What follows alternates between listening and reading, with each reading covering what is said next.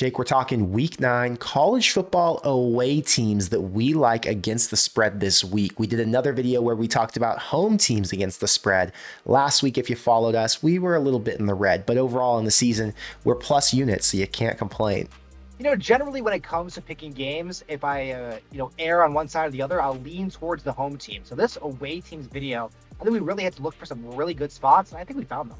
Yeah, I like them too. This first one's actually one of my favorite plays. It's Iowa State at Baylor. Did you watch the Baylor game last week at all?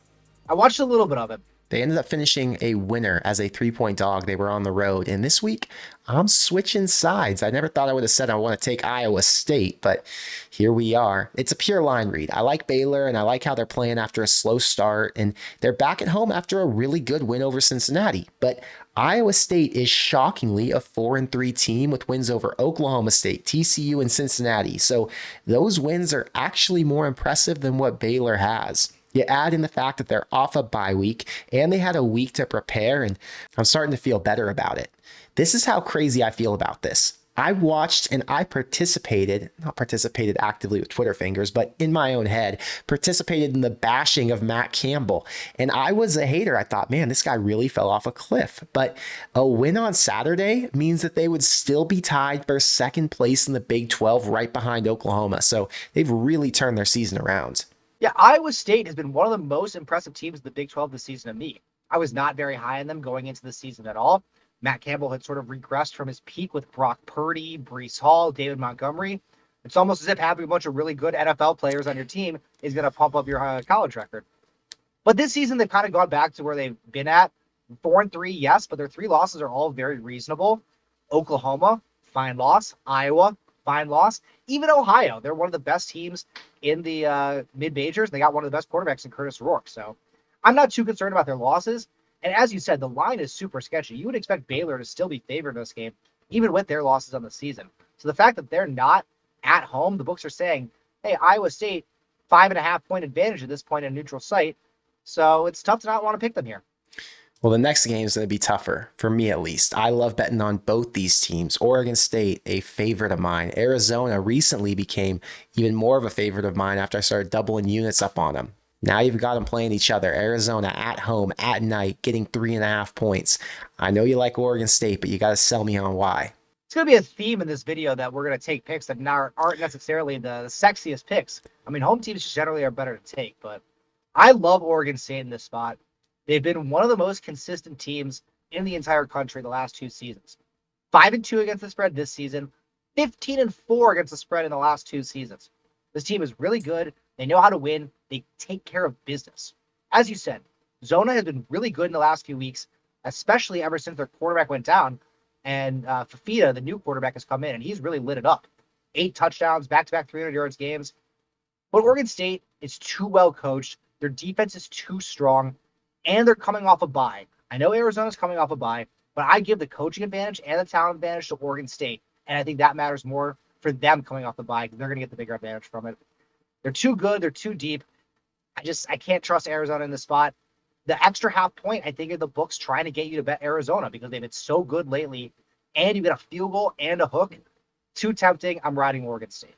Yeah, I hear you. That's how I felt when I saw it. I thought, maybe I got to take Arizona here because it could be a 3-point game. Their defense has been outstanding. They're in the top 40 nationally, and their offense, like you said, holds up the end of the deal as well. So another good point you made was the Oregon State's just really consistent, and they've shown time and time again they can win and they can cover. So although the line is sketchy, I'm probably going to ride Oregon State. For now, I'm going to lay off it and think about it more, but I don't think Arizona's a play for me. Tennessee is at Kentucky. This is a rivalry game. Kentucky, another 3.5 spot here. Similar to what you said, I don't know what to think when I see that 3.5 because it's so enticing, especially at home at night in a rivalry game. But I got to think with my brain, not with my heart. Tennessee really wanted that win last week. They didn't get it. They gave it away at the end. The defense was good all year, and then last week they gave up 27 points in the second half, and then the offense that I thought was at least serviceable couldn't score a single point after the second quarter. You've got road games back to back, which in my head is like, there's no way Tennessee's going to be able to make it out of this gauntlet. This is way too tough for them. But again, that line is telling me something. I think Tennessee's got the talent to cover. Kentucky is not as brutal of an environment to play in as Bama was. Again, it's a rivalry game. Kentucky's coming off a bye week. It's too enticing, and everything tells me in my heart to take the points. But going to bet with my head here and take Tennessee. Yeah, Tennessee is in the exact same position as Oregon State. The biggest difference, in my opinion, is the level of talent. I trust Oregon State's players a lot more than I trust Tennessee's players. I'm just not a believer in Joe Milton. He has not been particularly impressive this season. And Kentucky's defense has been really, really strong, especially at home. It's a tough one. If you're on Tennessee, I'm going to stay away, but I would honestly lean a little bit towards Kentucky here.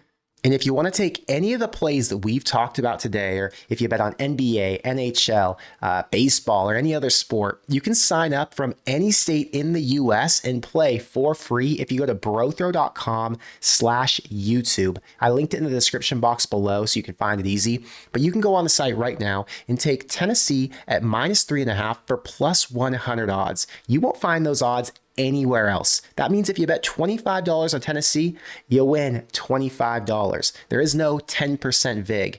Same goes for the total. And on the money line, you'll get better odds than you can find on any sportsbook or any of the apps that players use. So if you haven't tried BroThrow yet, it's free. Check it out. And if you want to learn more about it, you can go watch some of the other videos I've made on this channel. Moving on, Jake, you're on Old Dominion at James Madison, who has to give 20 points this week. James Madison snuck into the top 25 polls this week. And when you got a little number next to your name in the Sun Belt, what you really got is a big old target on your back. Old Dominion is about to go in and play their biggest game of the entire season. So they're going to put in their best week of preparation, their best play calls, their best trick plays, and they're going to be giving James Madison their 100% best shot. Old Dominion has actually been very solid so far this season. They have 0 losses by 20 or more points. So getting +20 seems great there. And then James Madison only has 2 wins by more than 12 points, even though they're 7-0. So they play a lot of close games. Old Dominion plays a lot of close games. Factor that in with the game of the year type mentality that Old Dominion's going to have and their high-powered offensive threats. They have 9 touchdown drives of less than 1 minute long. That's by far number 1 in the country. They're looking for revenge after last year. They lost by 30+. I just think there's too many factors here pointing to Old Dominion getting the points. James Madison should win this game, but Old Dominion, I think, should keep it within 3 touchdowns. Way too many points here. Yeah, I know very little about Old Dominion, but what I do know is that they're on a 6-game win or 1-score loss streak. So all their games are close. They beat Monroe. They beat App State outright. They lost to Marshall and Wake by 6 and 3. And I know JMU's really good, but 20 points is a lot in a conference game, especially like you said, when you've got that little top 25 number next to your name. So I don't know if I would take this one because I don't know about either of these teams, but I would lean Old Dominion based on you selling me. This team I'm a lot more familiar with. Washington is at Stanford. They're having to give 26.5. And I think this is a big bounce back spot. They played terribly against ASU, which I expected coming off an emotional win against Oregon. But now they're back to their senses. They had the wake up call they needed, and they're going to come out and they're going to try to make a statement. UCLA held Stanford to only 7 points, and they were able to put up 42. And yeah, I think Stanford might be able to score 17 this week, but I don't think Washington scores any less than 48 because they want to get Penix back in that front-runner Heisman conversation. Gotta agree with you more. After last week's performance, Penix fell number 2 in the Heisman odds behind J.J. McCarthy. So I definitely think Washington wants to get him that Heisman, get him back in that spot. And Stanford is a perfect opponent to have a massive game against. In their last 2 games, as you said, UCLA destroyed them by 35. Let's not forget, Colorado blew a 30-point lead, but they got a 30-point lead to begin with. So Stanford is a team that's very susceptible to giving up points in a hurry. They have a tough time scoring them when number 13 is not looking like Jerry Rice in his prime. And I just think that Washington's got, exactly as you said, they've got too much to play for in this game. They're probably going to score 50 points on them. I don't see Stanford being able to keep up at all. Well, there's one last play here. It was actually your play of the week. I saw you put it on Twitter. Air Force is at Colorado State.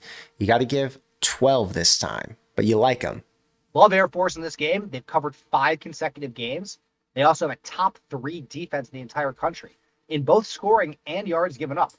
Fun fact, the top 4 defenses in the country in those 2 categories are the exact same. Michigan, Penn State, Ohio State, and Air Force.